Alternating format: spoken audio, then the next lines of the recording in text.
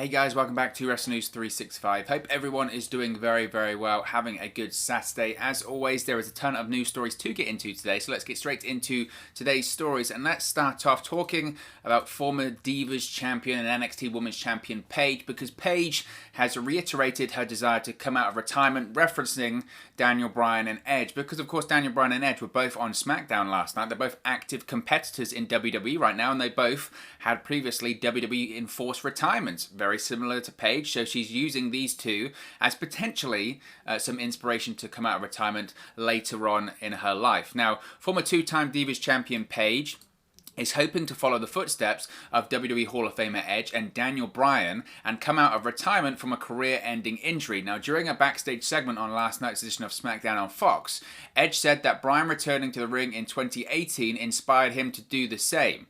Bryan then said that Edge, the winner of the 2021 Royal Rumble match, should pick him as his opponent at WrestleMania 37 if Bryan is able to capture the Universal Championship at Sunday's Elimination Chamber event. We'll be doing a watch-along for that, so be sure to subscribe, bottom right-hand corner.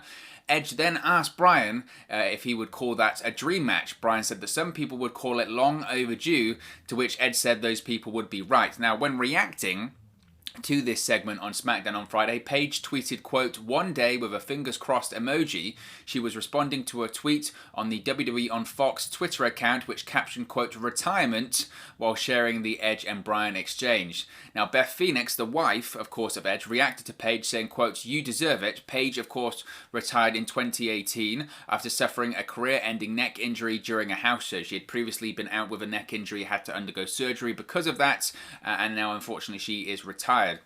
She's only 28 years old as well. I think people forget about that. When we talk about Paige, her career, all that she did in WWE, she got promoted to the main roster, if I recall correctly, when she was like 21, 22, 23. I mean, she, you know, if you've seen the movie, The Fight With My Family, all that kind of stuff, you know that she grew up in the wrestling business. Everyone in her family's wrestlers, obviously from over here in the UK. But you kind of forget just how old she was, or how young she was, rather, during that whole time. And she was a prodigy. She was a prodigy. She was this unbelievable, incredible wrestler at a really, really young age. And obviously, you can maybe look to, with the neck injury, the damage to the neck that she has, was that because she started so young? I mean, there's, you know, saying that she got into the ring when she was like 13, or maybe even younger than that. So maybe that does play a part of it. I don't know. I think, look, when Paige initially retired in 2018, or was forced to retire, I mean, everyone knew that she had to retire. I mean, she announced it after WrestleMania the following year, or announced it in, she had the injury right at the end of 2017, didn't she? Because she was doing that Absolution faction at the time, and then got the injury with Sasha Banks at the house show. Everyone knows about that. And then obviously she just didn't wrestle after that, but she still accompanied Absolution to the ring and all that kind of stuff. They didn't announce it on television for a while, really for a while. It was after WrestleMania in 2018. They took about 4 months or so to actually announce that Paige was going to retire, or had to retire. And at the time, I would have said, you know what, I just, considering her age, how young she is, and because of the damage to the neck, WWE, you know what they're like with neck injuries. I would have felt, and also you hear the discussion of, well, one bad bump, you could be paralyzed, where you heard the same thing about Edge, etc. And once you hear that kind of language being used, you know, one bad bump, or just one normal bump, or one bad kick to the back of the neck, or whatever, you could be in serious trouble. You might never walk again. You might be in a wheelchair for the rest of your life, all that kind of stuff. Once you hear that, you tend to, as a fan, and more importantly as a human being, go, you know what, it's not worth it. Quality of life is far more important than pro wrestling. I know pro wrestling is everything to them. I know pro wrestling is everything to us. And if you're watching this video, you're a big fan of it. But ultimately, you go, look, quality of life, health and safety is far more important. It's a real one of those unfortunate situations, but hopefully she'll find a way to overcome it, that kind of stuff. That's what I would have said at the time. But since then, all of these career enforced retirements that we've seen, every time we see someone be told by WWE, you know, you're done, you're never going to come back again, they tend to always come back somehow. I mean, look at it. Daniel Bryan, you know, he's in the picture there. Daniel Bryan, told you can never wrestle again. You can never have any physical contact again. Concussions, you got a lesion on your brain, that's it. Since then, he's become WWE champion. He's turned heel, he's turned babyface, he's done everything. He's been a tag team champion, you know. Nothing is impossible. Edge. It took Edge pretty much 10 years, 9 years to get back in the ring, to get cleared. And he had a very similar neck injury to Paige. You know, a fusion surgery on the neck, one bad bump, not even one bad bump, one little jar or knock or whatever, you could be paralyzed. He won the Royal Rumble. He's main eventing WrestleMania. I mean, nothing is impossible. What we're finding out about all of these injuries, whether it's concussions or neck injuries or whatever, what we're finding out is that sometimes at the time, medical science will tell you, you can't do it. And then a couple of years later, science and medical science, it catches up. New things come out, new surgeries, new therapies, new procedures, all of that kind of stuff. So science can kind of catch up to the situation. That's what happened with Daniel Bryan. That's what happened with Edge. You know, Daniel Bryan, he went around to doctors and doctors and doctors and doctors, and then eventually, after a few years, science caught up. You learn more about concussions and brain injuries every single day. It's still not a totally researched phenomena. So eventually, you find out, you know what, he's okay. He's fine. He can go. Edge was the same. You know, your neck's done. And then it's a case of he just stopped going to the doctor after a while, and then it was just a case of it did heal. Or over time, it was better than they thought. And then he starts going to these neck doctors and these other doctors, and they're like, actually, you know what? You can go. You know, it took a while, but it's healed. And again, that's because sometimes when people are forced into these career-ending retirements, they just don't know what science is going to tell them in a couple of years, right? And that's the whole point of science, isn't it? Is that the object of science and research is to prove past research wrong. That's what it is. I mean, I've got a Bachelor of Science degree myself, and research, that's what it is. Research is two things, proving someone right or proving someone wrong. And there's no way to say that Paige will never get in a WWE ring again or a wrestling ring again. She's 28 years old. There is time in her life and career for science to catch up. If it's 10 years, it's 10 years. It'll be a long 10 years, but she'd only be 38 at that period of time. You know, so there is wiggle room there, I think. So I hope, like everyone else, that Paige eventually is able to get back in the ring one day. And considering, like I said, her age, what she has done and accomplished in her career is pretty extraordinary. It really is. So fingers crossed. Let's hope that Paige can get back in the ring one day. Let's move on and talk about SmackDown last night, because, of course, SmackDown, speaking of Edge, saw Edge open the show. On last night's edition of SmackDown, Edge fell to a spear out of nowhere from WWE Universal Champion Roman Reigns. This teases their potential WrestleMania 37 showdown. Now, the Tribal Chief has now taken to Twitter also to explain why he laid out the 2021 Men's Royal Rumble winner. He said, quote, "I let you open my show, but you're not going to close it." Now, Reigns made it clear that he allowed Edge to open last night's edition of SmackDown, which of course he considers to be his show. However, he's not keen on allowing the Rated R superstar to close it. The reason for Reigns spearing Edge may also stem from the fact that he was provoked by the 11-time world champion earlier on in the night. He may have thought it was his obligation to teach the Hall of Famer a lesson. Now, as I mentioned, Edge opened last night's Go Home SmackDown ahead of Elimination Chamber on Sunday. He explained that with Drew McIntyre and Roman Reigns defending their respective championships this weekend, he now has 13 potential opponents for WrestleMania 37. Then Reigns, along with Heyman and Jey Uso, came out to the ring. They suggested that Edge could choose Reigns to face and shouldn't worry about the other 13 potential opponents. Edge and Roman Reigns then exchanged a few words while maintaining their calm and composed demeanor. The Master Manipulator also took a dig at Reigns by saying how he manipulated him. Edge added that Reigns needed him to be the main event of WrestleMania. Reigns then whispered something that no one could catch, like the cameras. It was inaudible, so no one heard actually what Reigns said, but he whispered something into Edge's ears, and social media has exploded wondering what this is. So I don't know what it is. I hope that that's because of the steam that's kind of picked up, because of the coverage that's got. I really hope that when they get into their WrestleMania build, because they're facing each other at WrestleMania, I hope when they get into that WrestleMania build, they pay that off. That would be really... I love nuanced storytelling like that, and that would be really interesting if they went down that road. If they somehow had another camera angle, or if, I don't know, they just pay back the whisper somehow. I think that'd be fantastic. That is something that, you know, especially in the minds of people like Edge, that's turning, because that's storytelling. That's storytelling. So obviously it wouldn't be till the end of the show that they would cross paths again. Kevin Owens, Cesaro, and Daniel Bryan beat the team of King Corbin, Sami Zayn, and Jey Uso in the main event. It was a preview of Sunday's Elimination Chamber match. Each of the six men then laid out one another until it was Edge who was speared. Who speared Uso. Then Reigns came out of nowhere and laid out Edge with a spear of his own. Again, this is teasing what is to come, isn't it? We know that Edge versus Roman Reigns is happening at WrestleMania. The thing is, this is sometimes the frustrating element of the road to WrestleMania, I suppose. Do they need all these pay-per-views between Rumble and Mania? I think one's enough. One's fine. Back in the day, they used to play it out that certain elements of the WrestleMania card couldn't be decided until the Elimination Chamber. Coming out of Elimination Chamber, you had a really great idea of where they were going with the show. And the issue is with the SmackDown side of things now is we know Edge is facing Reigns at WrestleMania. I mean, it's everywhere. It's been confirmed on social media, on various websites, various sources. They're all saying Edge versus Reigns, that's the match that's happening at WrestleMania. So there doesn't feel like there's a lot of stakes when it comes to the SmackDown side of things on Sunday, does there? When it comes to the Elimination Chamber match, the winner's going to face Reigns later on in the night. Whoever it is isn't going to win, you know, and as a fan, does that make it less enjoyable? It'll be a good match. I hope that someone like Cesaro wins and he gets a great opportunity against Reigns and that elevates him a little bit. I would love that. But at the end of the day, what are the stakes there? Because there aren't really any. There aren't. I know you could say, well, the stakes are getting the shot of the Universal Championship, but we know the outcome. When it comes to the WWE Championship Chamber, there are far more stakes in there. Do I think McIntyre's going to lose? Probably not, but there's an absolute chance that could happen because then it would set up something for WrestleMania. That is undecided.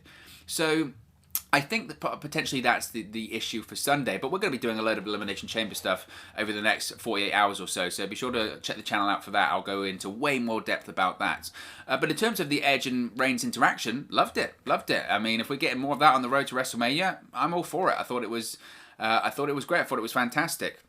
So speaking about SmackDown as well last night, we had a couple of heel turns. It was heel turn city on SmackDown last night because Apollo Crews turned heel on SmackDown last night. Apollo Crews has officially turned full-blown heel. The previously babyface attacked Big E following a roll-up loss to Shinsuke Nakamura on Friday's episode of SmackDown. It's such a weird WWE thing, that isn't it? That someone turns heel after they lose. They do this all the time. I mean, think of Nakamura, WrestleMania, AJ Styles. It's such a crutch of, oh, I've lost. Now I'm a bad guy again, you know. Just whatever.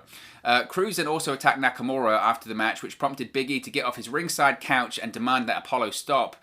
He did, but not for that long. When the Intercontinental Champion tended to a down Nakamura, Crews ambushed him from behind with some steel steps. Later, Big E was then shown leaving on a stretcher and being rushed into an ambulance, did a full-blown stretcher job. This probably rules out an Intercontinental Championship match at Elimination Chamber, which again isn't necessarily a bad thing. I think these things need time to build. We do have another pay-per-view between now and WrestleMania, though. That's not Elimination Chamber, that's Fastlane. So I would think we're probably going to get Apollo Crews versus Big E at Fastlane. That's a possibility. As far as this heel turn, look, this heel turn has been coming for a while when it comes to Apollo Crews. Previously, Apollo Crews, a couple of weeks ago, right, he was shown talking to Roman Reigns backstage a couple of weeks ago. It looked like that maybe as Apollo Crews going to be part of this Reigns, Uso, Heyman stable. Doesn't look like that will probably be the case, but Apollo Crews is definitely heel now. And look, I'm not against it. I'm really not against it. I think Apollo Crews, look, his work in NXT I thought was good. I don't think he had enough time in NXT, frankly. I don't think he did anything truly spectacular during that period of time, but that was during a real golden age of NXT, in fairness. Gets called up to the main roster, and look, the criticism, I think, from the WWE point of view is that he was very bland. He did not have a lot of character, you know, great in the ring, great physique, but in terms of the character, which is so important in WWE, not so much in NXT, you don't need the character, but in WWE, it's the character over the work sometimes. Apollo Crews didn't have that. He was a very bland babyface. He was. And there was the period of time, wasn't it? He would just walk around smiling. He smiled all the time. He was the guy that smiled. Okay, it's sort of like, what's next? This, over the last year or so, Apollo Crews has shown some development on Raw, United States Champion. I think his promo work has improved significantly. I don't know if I truly believe some of the promos he was doing on Raw when he was the US Champion. Had the feud with the Hurt Business that went way, way, way too long. Way too long, but that was the problem with Raw with a lot of things last year anyway. Some of those storylines, I mean, how many times did we see the Street Profits versus the Hurt Business? How many times did we see Apollo Crews versus a variation of the Hurt Business? How many times did we see the Street Profits versus Andrade and Angel Garza? I mean, it was every week at a certain point. So, I mean, I some sympathy there to Apollo Crews with that one. But look, I thought the segment last night, the turn was really well done. I enjoyed it. I think Apollo Crews showed a bit of edge, a bit of grit, way more character development in the last couple of weeks than he's had probably in his time of his mate on the main roster. I mean, truly. So there is something there. There is something there. You do have to question in the grand scheme of things, what does it mean for him on the road to WrestleMania? Because I don't think Apollo Crews can be facing Big E at WrestleMania. I do enjoy, though, that we're getting a proper, in-depth storyline feud for the Intercontinental Championship. That's way overdue. So Big E is actually putting some credibility back on the title. Enjoy that.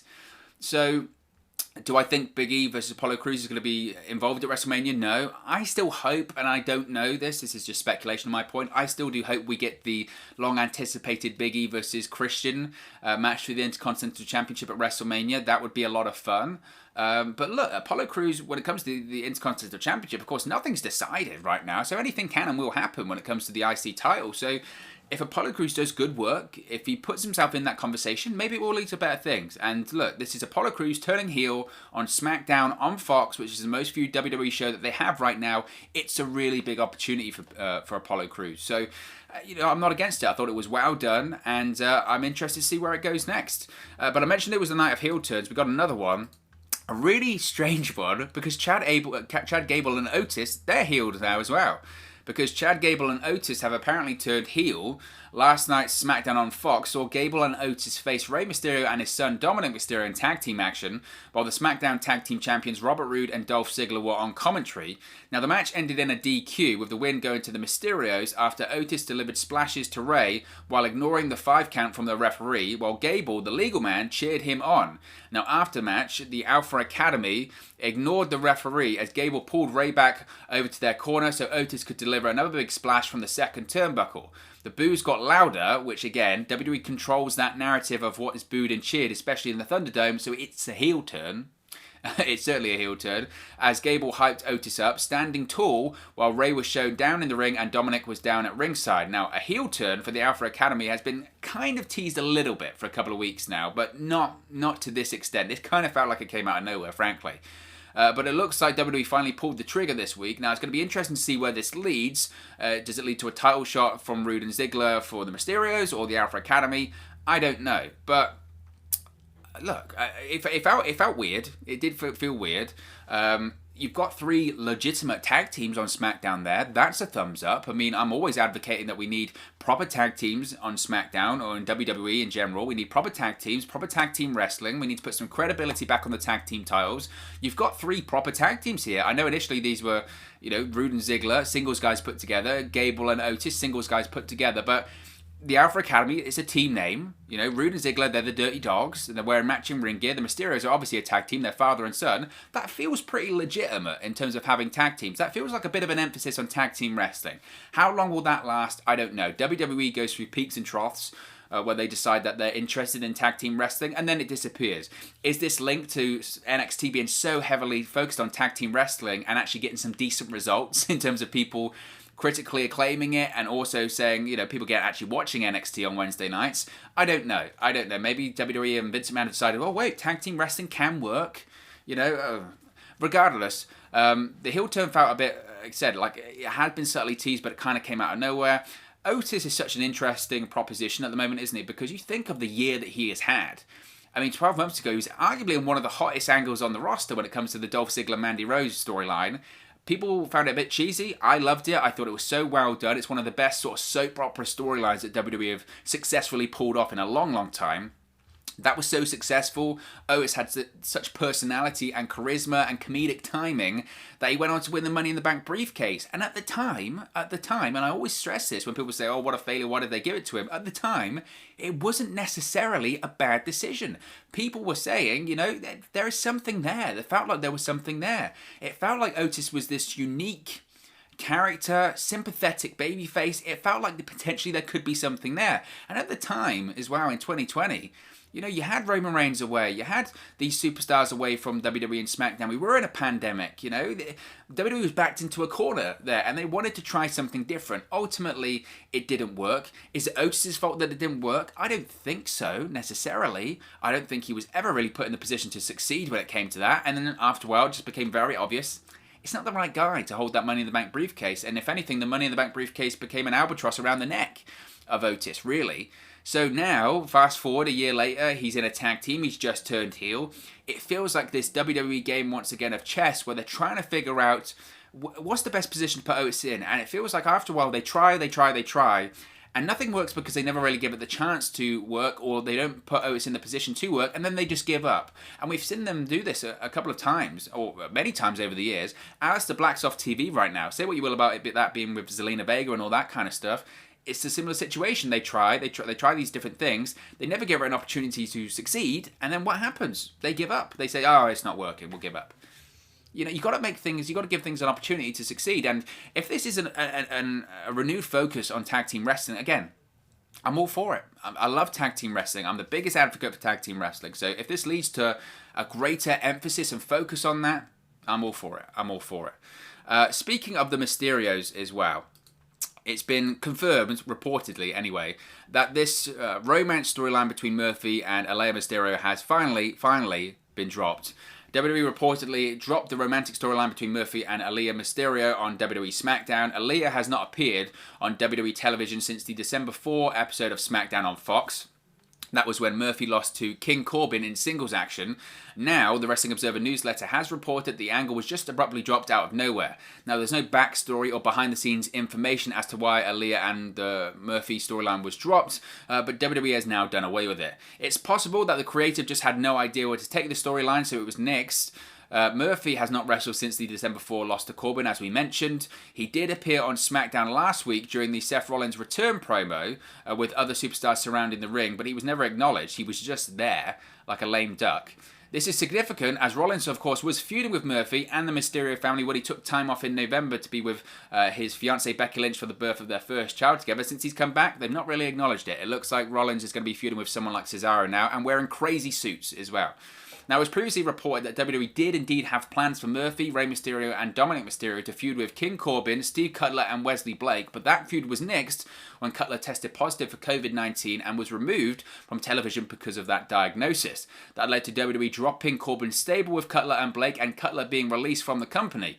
The Mysterio family also missed WWE TV time in December due to COVID-19, but AALYAH never tested positive. That was reported back in September of last year when AALYAH started getting more TV time. She was not going to be pursuing an in-ring career with the company. She would mainly be working as an actress on WWE TV. So it looks like this storyline has been dropped. Not a bad thing. Not a bad thing. I'm not complaining about it at all. It was weird. It was creepy. Murphy deserves better. I think there was a period of time, and I don't know if everyone else felt like this, there was a period of time where I thought, look, if he's on TV, good. If they're doing something with him, good. Because Murphy, he's gone through these peaks and valleys of not doing anything, and when he should be doing something. Remember when Murphy and Aleister Black, they had one of the best feuds on TV in 2019, 2020. It was great. It was great. And that came after a period of time of doing nothing. And then after that, you know, he got into the Rollins stable. That was good, but it just felt like, okay, let's move, because there's talent there. And then they were doing this romance thing, and it was creepy because obviously she was so young. It was just... it wasn't good. It wasn't good. My only thing I will say, and I don't want to seem like this kind of guy that, you criticize something when they're doing it on TV, then they pull it, and then you criticize them for pulling it. That's not me. What I will say is, this is a frustrating element, and I know this isn't WWE specific because this happens in TV all the time. When things aren't working, they just go, oh, well, whatever. We're just not going to go back to it. But it just feels like everyone knew this storyline probably wouldn't work. It was uncomfortable and not in a good way. It was just creepy. It was weird. And then WWE, sometimes, Vince McMahon, Bruce Pritchard, they thrive off that criticism. They'll go, no, we'll show you it can work. We'll shove it down your throat. We'll shove it down your throat. And then eventually, they always, in the end, have to pull it or lose because it doesn't work. And then they look back on it and go, oh, that was bad. It's like, why did you do it then? It feels like this is going to be an episode on something to wrestle with in about 10 years' time. And Conrad Thompson's going to be saying to Bruce, oh, why did you do it? And you go, oh, I don't know, it was terrible. Then why did you do it in the first place? You know, it's so frustrating, that kind of stuff. But it's gone. Not a bad thing. Not a bad thing at all. And finally, we have some update on KAIRI SANE, because This is a really interesting story. WWE reportedly would not grant KAIRI SANE permission to work an upcoming Stardom event in Japan. Now SANE, who of course returned to Japan to be with her husband last year and to work as a WWE ambassador in that country, asked WWE if she could work the biggest show in Stardom history, scheduled for March 3rd at Bokodan Hall in Tokyo, but she was unable, unfortunately, to get permission to work the event. According to the Wrestling Observer newsletter, she still remains under contract to WWE. It was noted that Stardom left SANE's involvement up to WWE. They wanted her to work a big singles match, but they also gave WWE the option to limiting her to a Legends-themed Battle Royal match. Now, there's no word on why WWE didn't give the permission for SANE to work the show. There had been talk of her working for Stardom when she returned to Japan last year, but she still has time on her deal. This is one of those things, isn't it? Because what's WWE going to use her for now? She's not going to return to the United States. She doesn't want to. That was evident when she left the country wrote her off the television. She was going to return to WWE in Japan. She was going to be an ambassador for WWE in Japan. She was going to be doing maybe TV stuff for WWE in Japan. She was going to work for NXT Japan if they ever launched that. She was going to be involved in that kind of stuff. But at the moment, that hasn't happened. And we are in a pandemic. So she's just kind of there. I don't know what she's doing at the WWE Japan offices that they have there. What is she going to do? I don't know. I don't have an answer to that one. So, I understand it from a WWE point of view. They might say, well, look, she's under contract. We don't necessarily want Stardom to be making money off our talent. I don't know, but can Stardom not give WWE a fee? Say, look, we want to use your talent. Here, we'll give you some money. And KAIRI SANE some money. Can WWE not actually make a relationship with Stardom as well? You know, they're always searching for talent. WWE are always trying to scour Japan for talent to bring over to NXT in the United States, or actually help with their NXT Japan brand whenever they launch it as well. You would think it would benefit WWE for them to actually build a relationship with a promotion in Japan, because then they can get their inroads in there, then they can actually get talent for their brand when they launch it. That would be good business, but WWE is still locked into that mindset at the moment, like they have been in the 80s and the 90s, that no, you don't work anywhere else. We don't have relationships with anyone else. We don't have collaborations with anyone else. If you're under contract with us, you're under contract with us, and you don't really work anywhere else. That's it, except very, very special, exceptions. And this is a time where other promotions, AEW, Impact Wrestling, New Japan Pro Wrestling, NWA, AAA, they're all working together.